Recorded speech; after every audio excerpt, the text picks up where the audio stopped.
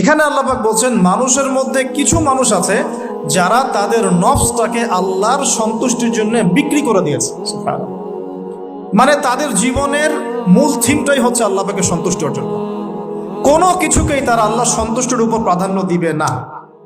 যদি কোটি টাকার অফার আসে হারাম, সে সেটা রিজেক্ট করবে, আল্লাহ নারাজ হবে।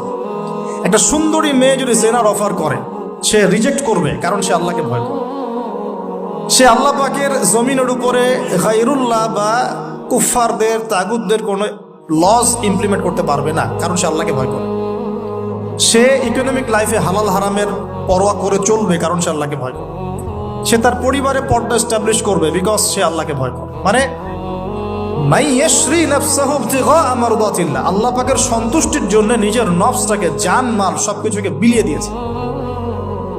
এই মানুষগুলোর সম্পর্কে আল্লাহ বলছেন ওয়াল্লাহু রাউফুম বিল ইবাদ। এই মানুষগুলোর প্রতি আল্লাহ পাক রাউফ হবেন, কোমল নরম সফট হয়ে যান। সুবহানাল্লাহ।